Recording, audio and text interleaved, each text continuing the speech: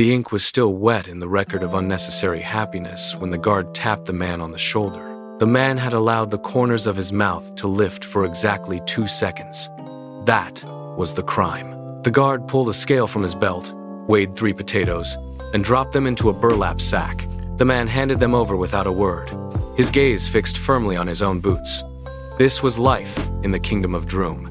King Vargus had decreed that joy was a liability, and silence was the only currency.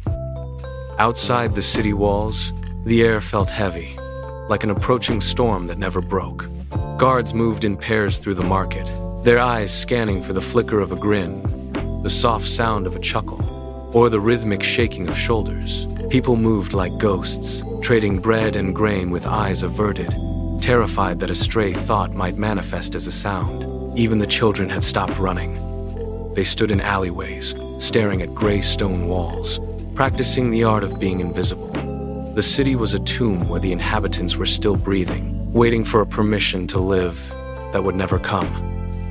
Vargus sat on his throne, his ears tuned to the absence of noise, satisfied by the absolute, crushing stillness of his subjects. Far from the city, in a crooked house leaning against the forest floor, Bobo worked.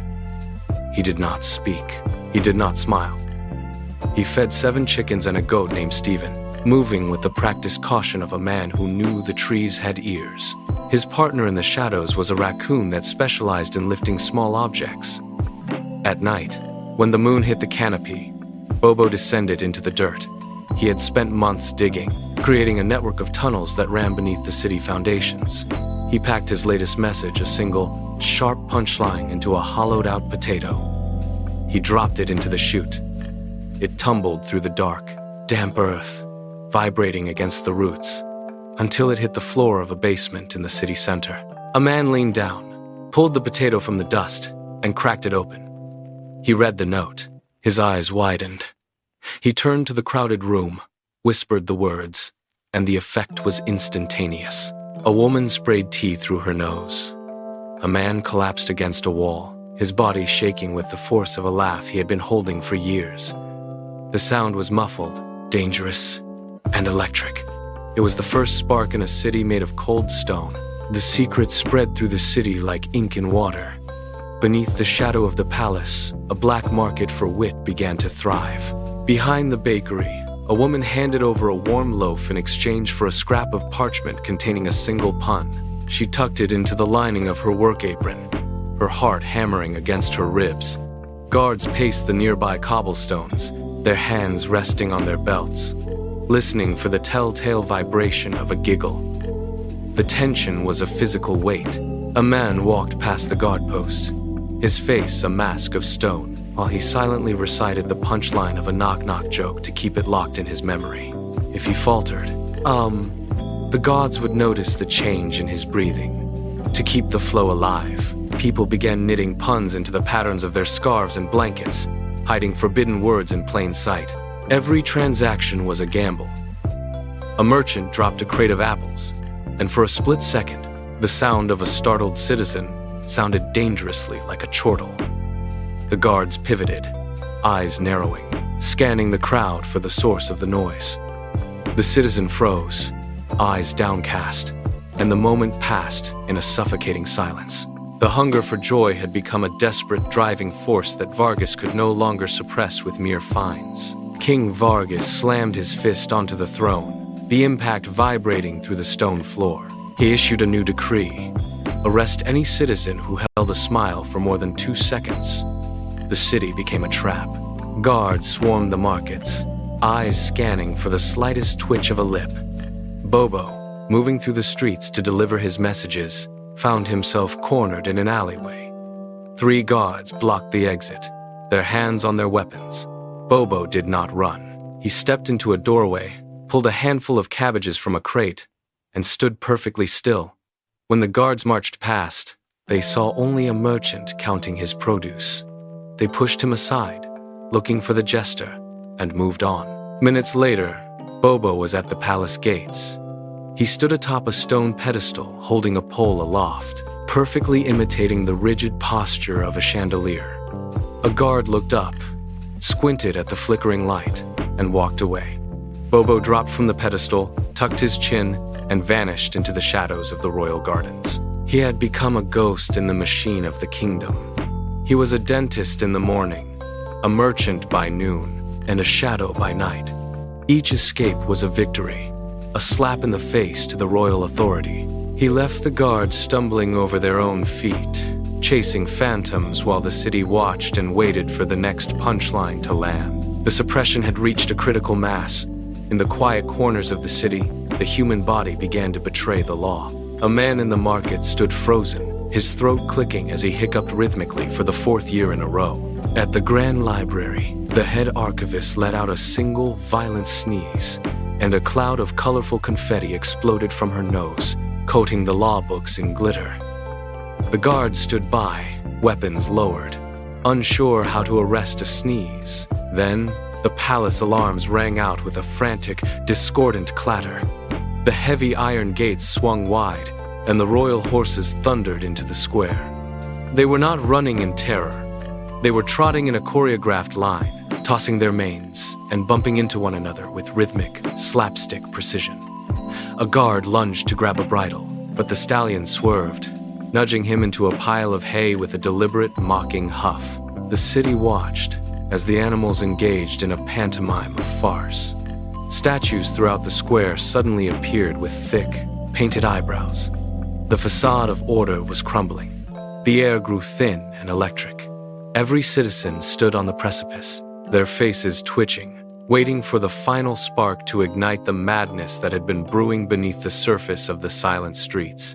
The square was a sea of confusion. Citizens tripped over their own feet, unable to contain the sudden urge to move. Above the din, a wooden cart groaned under sudden weight. Bobo stood atop a stack of wheels of cheese, his presence acting like a magnet. The crowd stopped. The horses halted their prancing. Silence rippled outward from the cart, heavy and thick. Bobo did not look at the people. He turned his eyes toward the balcony. High above, King Vargus appeared, his fists white-knuckled against the stone railing. Bobo raised a hand, pointing directly at the royal figure. "A contest!" he shouted. His voice cracked like a whip across the open space. "If I lose, I vanish from these streets forever. But if you laugh, laughter is legal for everyone." The king leaned over the edge, his face hardening into a mask of pure defiance. He looked down at the cart, then at the thousands of expectant eyes fixed upon him. Every breath in the square seemed to catch. The wind died down. The weight of the kingdom's future rested on this single, fragile moment of confrontation. Bobo stood his ground, legs braced against the shifting cheese, waiting for the king to descend. King Vargus stepped off the palace stairs, his boots hitting the cobblestones with a heavy, rhythmic thud. He climbed onto the cheese cart, dwarfing the stacks of dairy. Bobo began.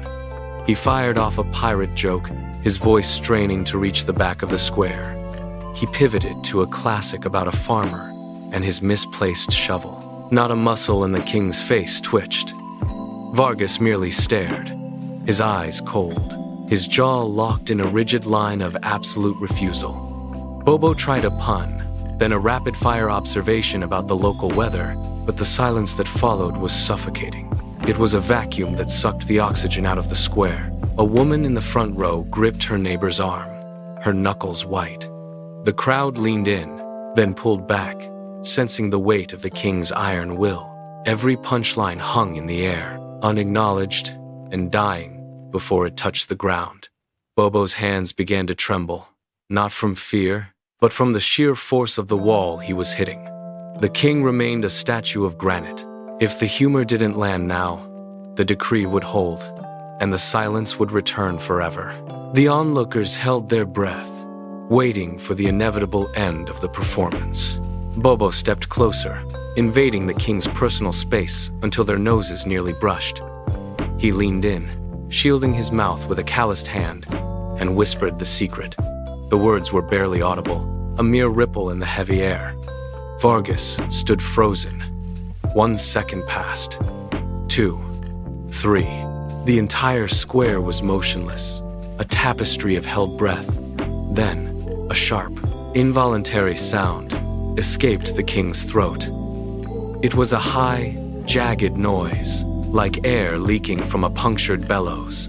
Vargus clamped his hands over his mouth, his eyes bulging as he fought the tide, but the pressure was too great. The dam of years of silence cracked. He let out a roar that was half gasp and half shriek. His knees buckled. He lost his footing on the cheese cart, tumbling onto the cobblestones with a series of graceless, rhythmic thumps. He began to roll, picking up speed as he reached the first step of the palace stairs. He hit each landing, howling uncontrollably about a horse in pants, his composure shredded into ribbons. The sound of his laughter echoed against the palace walls, ringing out like a bell across the city. The square shattered into chaos as the people finally let go. The sound of the king's laughter acted as a starting pistol for the entire city. It rolled through the streets like a tidal wave of relief. High in the palace towers, the long silent bells began to swing, their iron tongues striking with a frantic, rhythmic joy that shook the dust from the rafters. The royal orchestra, hidden for years in the damp cellars, burst out into the square. Brass horns blaring melodies that defied every previous law. Citizens who had spent years staring at walls finally looked up, their faces softening as they joined the chorus of mirth. A baker tossed a tray of flour into the air, creating a white cloud that shimmered in the afternoon sun. People hugged strangers, danced on fountain rims, and pulled long hidden instruments from beneath floorboards. The air itself seemed to vibrate with the sheer volume of sound. Every street corner became a stage. Every alleyway turned into a theater of the absurd. The heavy, gray atmosphere that had smothered the kingdom for a generation vanished, replaced by the chaotic, vibrant energy of a people finding their voice again. Laughter was no longer a crime. It was the law of the land, echoing from the palace rooftops down to the deepest potato tunnels. Years drifted by, and the memory of the silence became a distant, fading shadow. In the town square, the annual festival of terrible jokes became the kingdom's heartbeat. Citizens gathered to trade puns, while comedy classes filled the halls where once only quiet reigned. The underground potato tunnels were repurposed into vibrant social clubs where laughter bubbled up through the floorboards. At the center of it all sat the mayor, the same raccoon that had once scavenged for socks, now sporting a tiny, polished badge, as he oversaw the proceedings from a velvet-cushioned dais. Despite the passing decades, the secret of the king's final, breaking moment remained locked away. The whisper that ended the reign of silence was never repeated, though rumors persisted in every tavern. Some swore it involved a goat and 2 sausages. Others insisted a very confused wizard had been involved in the punchline. Regardless of the truth, the kingdom continued its path of endless merriment. Every year, as the bells rang out to start the festivities, the people looked toward the palace, raised their glasses, and shared a laugh that echoed far beyond the city walls. The era of the frown was gone, replaced by a legacy of joy that showed no signs of stopping.